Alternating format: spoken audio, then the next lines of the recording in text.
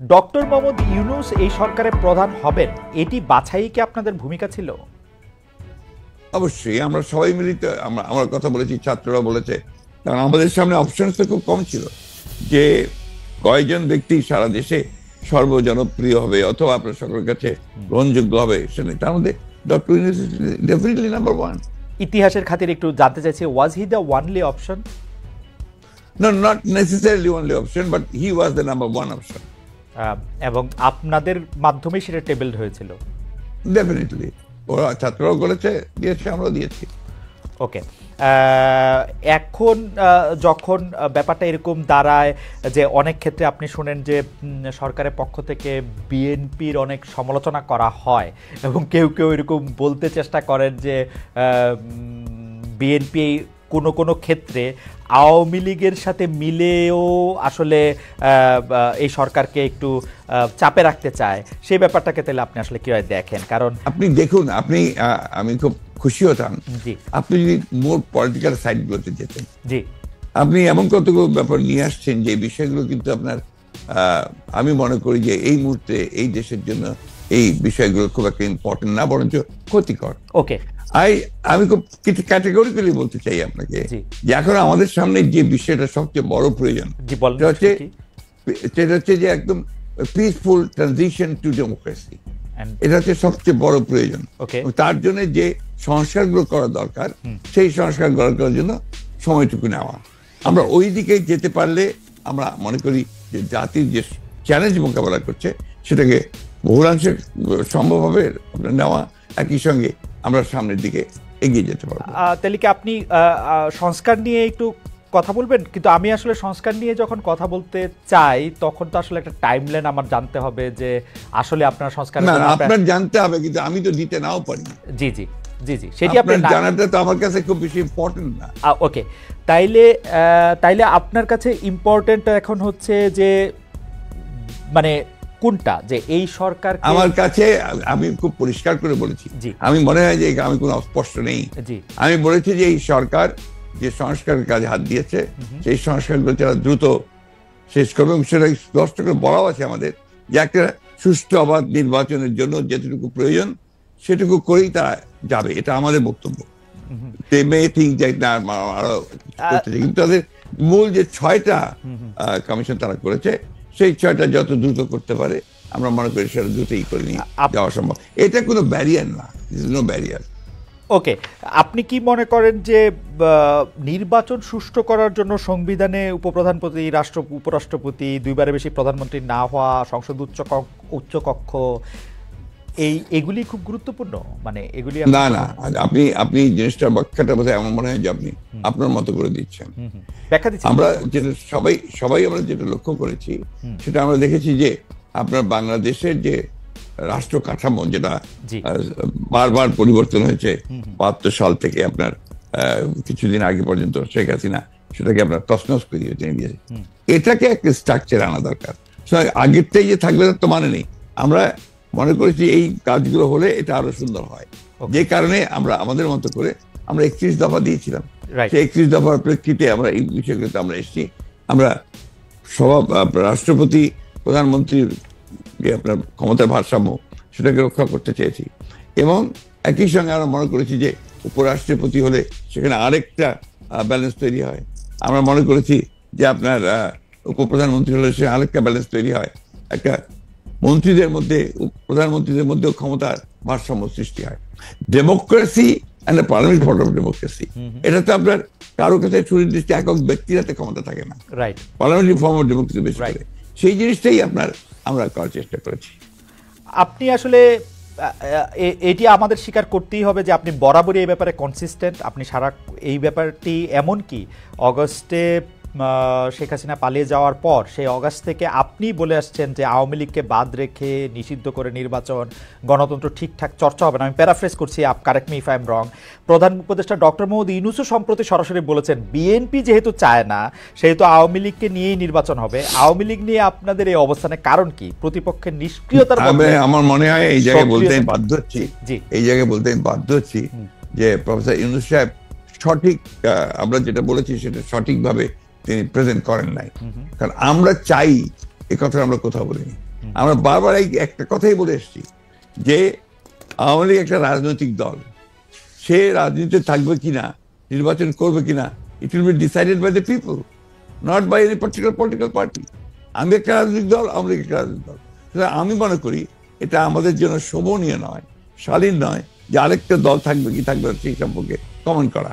ওকে, পরিষ্কার। নির্বাচনেই সিদ্ধান্ত হবে যে আওয়ামী লীগ থাকবে কি থাকবে না। তাহলে হচ্ছে যে আপনাদের সাথে এইটা নিয়ে ডক্টর ইউনূসের আসলে সেই অর্থে কথা হয় না, আপনি বললেনই যে সেটা আসলে হয়তো ওনার কাছে ভুল উপস্থাপন করা হয়েছে বা উনি ভুল বুঝেছেন।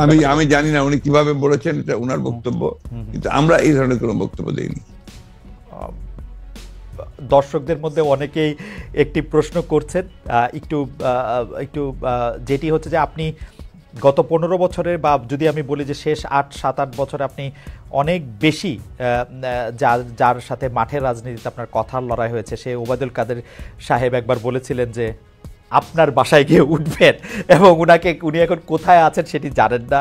আপনি জানেন কিনা এটি কেউ জানতে চাইছেন, আপনার কাছে আশ্রয় চেয়েছিলেন কিনা তিনি, আর কি প্রশ্নটা অনেকটা।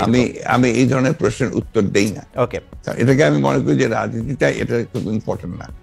ওকে, ঠিক আছে, আমি নেক্সট প্রশ্নে যাই। প্রশ্নে যাওয়ার আগে আসলে আপনার একটি কোট নিয়ে আমরা দর্শকদের কাছে জানতে চাইছিলাম যে সংবিধান সংস্কার হতে হলে নির্বাচিত সংসদ দরকার বলেছিলেন জনাব মির্জা ফখরুল ইসলাম আলমগীর। এই অবস্থান সঠিক বলে মনে করেন কিনা?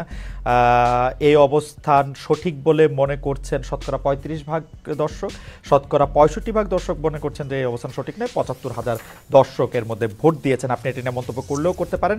অনেকেই মনে করছেন যে আগে সংস্কার হওয়া উচিত, পরে নির্বাচন হওয়া উচিত। এই ব্যাপারটিতে কি আপনার কাছে মনে হয় যে এটিতে আসলে কোন একটা রেফারেন্ডাম দেওয়া উচিত, বা এটি আসলে? দেখুন, রেফারেন্ডাম দিলেও তো আপনার কনস্টিটিউশন অ্যাসেম্বলি লাগবে। রেফারেন্ডাম দিবে কে? আপনার মূল জায়গাগুলোতে আপনার ওইভাবে আলোচনা করতে আসলে না, আপনার যে আসলে এই সিদ্ধান্তগুলো নিতে হবে তো একটা ইলেক্টেড বডিকে। রাইট, সেই ইলেক্টেড বডি কনস্টিটিউশন অ্যাসেম্বলি হতে পারে, পার্লামেন্ট হতে পারে। আপনি সংবিধান যখন আপনি পাস করবেন, সেই সংবিধান পাসটা করবে কে? করবে? Who is the authority?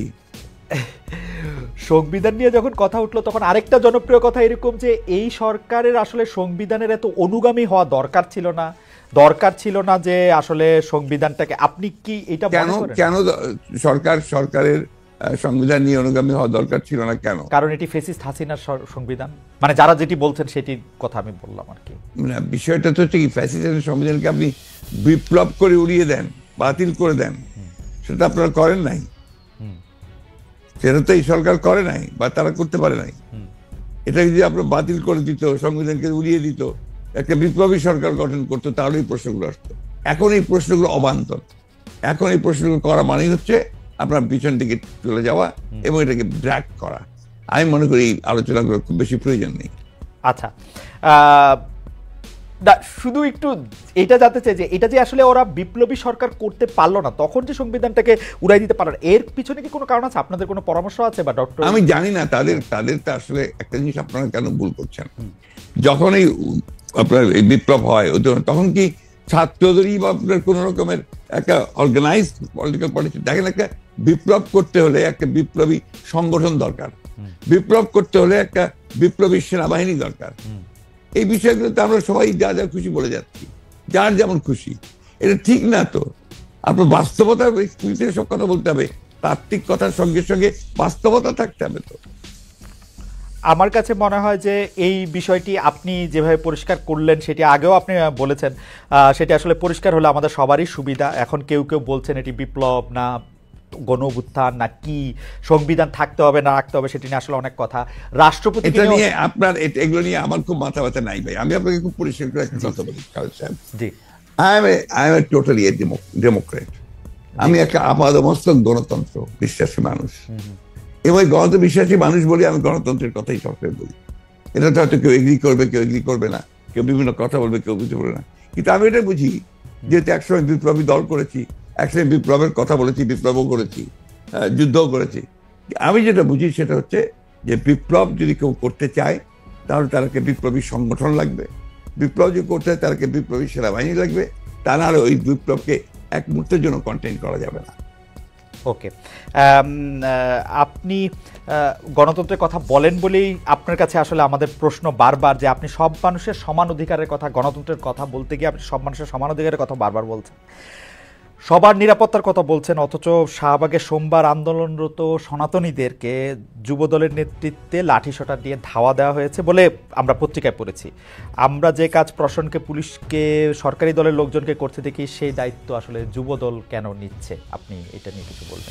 এই দায়িত্বটা যুবদলের উপরে কেন চাপাচ্ছেন আপনারা? যুবদল যে করেছে তার প্রমাণ আছে কেন? ওয়াই দিস এই ধরনের বক্তব্য যাওয়ার চেষ্টা হচ্ছে কেন? আপনি সবসময় আমরা লক্ষ্য করেছি যে একটা এই ধরনের ঘটনাগুলোর সঙ্গে বিএনপিকে জড়িত করার চেষ্টা করা হয়। এই ধরনের ঘটনাগুলোর সঙ্গে এটা কোনো মতেই বিএনপির সঙ্গে কোনো সম্পর্ক নেই। এটা was the government, the police, তারা করেছে এটা। আর সেই সঙ্গে আপনার সেই যারা আপনার হয়তো সেখানে ছিল তারা করেছে, যুবদলের কেউ এটার সঙ্গে জড়িত ছিল না। তার মানে যুবদল পার্টি কখনোই ছিল না। তার মানে bdnews24.com এর যে রিপোর্টটা আমরা পড়ছি, সেই রিপোর্টের ক্ষেত্রে এই কথা বলা হয়েছে, তাহলে এটা আসলে ঠিক? আমি এই রিপোর্টের সঙ্গে একমত নই। ওকে, আমরা 5 আগস্টের পরে এইটা খুব দেখতেছি যে বিএনপির সমালোচনা করতেছেন জামায়াতের আমির, বিএনপিকে ইঙ্গিত করে এরকম কথাও বলা হয়েছে তাদের তো নির্বাচনও লাগে না। আওয়ামী লীগ ইতিমধ্যে যা দখল করেছিল, আওয়ামী লীগ ফুটপাত থেকে শুরু করে সব বিএনপি দখল করে নিয়েছে, যা আওয়ামী লীগ 15 বছর সাজিয়েছিল তা দখল করে নিয়েছে, 80 ভাগ দখল করে নিয়েছে, ইত্যাদি ইত্যাদি। এই ব্যাপারটাকে আসলে পলিটিক্যালি আপনি কিভাবে দেখছেন? যে মানে আসলে মানে আমি পলিটিক্যালি ভাই ভিন্নভাবে দেখি। আমি আপনার ব্যক্তিগতভাবে আমি খুব পজিটিভ মানুষ, আর আমি আপনার ঠিক ওই নিন্দুকের পর্যায়ে পড়ি না ব্যক্তিগতভাবে। মেবি আমার পলিটিশিয়ান হিসেবে দুর্বলতা হতে পারে। আমি প্রত্যেকটা জিনিসকে আপনার সামনে ফরওয়ার্ড লুকিং দেখতে চাই এবং একটা পজিটিভ ভাবে দেখতে চাই। তো সেই কারণেই আপনার জামায়াত ইসলাম কি বললো না বললো, কবে কি বলেছে না বলেছে, এগুলো আমি খুব বেশি দেখি না। আপনাকে আমি সত্য কথা বলছি। আমি মনে করি যে জামায়াত ইসলাম আমাদের সঙ্গে ইতিপূর্বে ফ্যাসিস্ট বিরোধী আন্দোলন করেছে ছিল, তারা যদি আমরা যুগপৎ আন্দোলন করেছি, তারা যদি আমাদের সঙ্গে আবারও থাকে এবং করে, তখন আমরা সেগুলো চিন্তা করে দেখবো যে তাদের সঙ্গে আমরা কাজ করতে পারবো কি পারবো না। জামায়াত ইসলামের সঙ্গে এই যে একটা বিরোধ সৃষ্টি করার চেষ্টা, বা অন্যান্য দলগুলোর সঙ্গে বিরোধ সৃষ্টি করার চেষ্টা, গণতান্ত্রিক দলগুলোর সঙ্গে বিরোধ সৃষ্টি করার চেষ্টা, এটাকে আমি মনে করি এটা বোধহয় গণতন্ত্রের জন্য খুব শুভ নয়। আমরা এটি দেখেছিলাম যে এই শেখ হাসিনা সরকারের সময়ও আপনি সব সময় সব রাজনৈতিক দলের সাথে সংলাপ, আলোচনা, কথাবার্তা প্রাধান্য দিয়েছেন। যারাই আপনার কাছে এসছেন বা যারাই আপনাদের সাথে কথা বলতে চেয়েছেন তাদের সাথে কি ধরেন আমরা এক ধরনের নাগরিক ঐক্য দেখেছিলাম, মানে নাগরিক ঐক্যকে আমরা একসাথে দেখেছিলাম। আমরা দেখেছিলাম যে ডক্টর কামাল হোসেনের দলের সাথেও আপনাদের একটা ওই ঐক্যগুলির বা ওই রাজনৈতিক দলগুলির সাথে বিএনপির কথাবার্তা বা প্ল্যাটফর্মটা এখন কেমন? মানে আমি আর নাম না বললাম, খুবই ভালো। আমাদের প্রত্যেকটি দলের সঙ্গে প্রত্যেকেরই আপনার অত্যন্ত চমৎকার একটা আপনার যোগাযোগ আছে। যেহেতু আপনার এখন সময়টা ভিন্নভাবে যাচ্ছে, আমরা নিজেদের কাজ করার চেষ্টা করছি। আন্দোলন যেহেতু নাই, যুগপৎ আন্দোলনের বিষয়টা নেই, but we are in touch always. আজকে তো মোস্তফা মহসিন মন্ত্রীর সঙ্গে আমার কথা হয়েছে, আপনার গতকাল গণতন্ত্র মঞ্চের প্রায় সকলের সঙ্গে বসে আমরা কথা বলেছি, আমরা অফিসে বসে কথা বলেছি। We are in touch. আমরা বিষয়গুলো দেখছি, পর্যবেক্ষণ করছি। আমরা সরকারকে যতটুকু পারা যায় আমাদের পরামর্শ দেওয়ার চেষ্টা করছি। আমরা গণতন্ত্রটা চাই, আমরা নির্বাচনটা চাই দেশের স্বার্থে, জনগণের স্বার্থে। কালের কণ্ঠকে আপনি কি সাক্ষাৎকার দিয়েছিলেন, সেখানে জাতীয় সরকার নিয়ে একটি প্রশ্ন আসছিল। সেখানে আপনি বলছিলেন যে এরই মধ্যে আন্দোলন অংশগ্রহণকারী একটি দল নিয়ে একটি জাতীয় সরকার গঠন করার কথা বলেছি। এই জাতীয় সরকারটার কি নির্বাচন পরবর্তী সময়ে হবে? এটা কিসের ভিত্তিতে আপনার জাতীয় সরকার?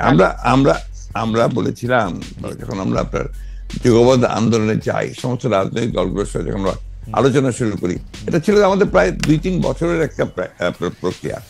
2-3 বছরের এই প্রক্রিয়ার পরে আমরা ওই যুগপৎ আন্দোলনে একমত হই এবং এটাতে এগিয়ে যাই। এখানে আমরা যেটা চিন্তা করেছিলাম যে আমরা আন্দোলন করব, আন্দোলন করার পরে নির্বাচন হবে। সেই নির্বাচনে আন্দোলনকারী দলগুলো যারা পার্লামেন্টে আসবে অথবা আসবে না, তাদেরকে সঙ্গে নিয়ে একটা আপনার জাতীয় সরকার গঠন করা। এই জন্য আমরা যে 31 দফা দিয়েছি, এই 31 দফাকে বাস্তবায়ন করার ব্যাপারটা আমাদের একার পক্ষে খুব ডিফিকাল্ট হবে। সমস্ত দলগুলোকে সম্পৃক্ত করে আমি মনে করি যে আপনার এই ক্রাইসিস পিরিয়ডে, যখন একটা চ্যালেঞ্জিং পিরিয়ড আসে, তখন বেস্ট হচ্ছে যে গোটা জাতিকে ঐক্যবদ্ধ করা। আমাদের বক্তব্যের মূল বিষয়টাই ছিল জাতীয় ঐক্য। সেই জাতীয় ঐক্য আমরা সৃষ্টি করতে পেরেছিলাম বলেই কিন্তু হাসিনাকে এত দ্রুত চলে যেতে হয়েছে।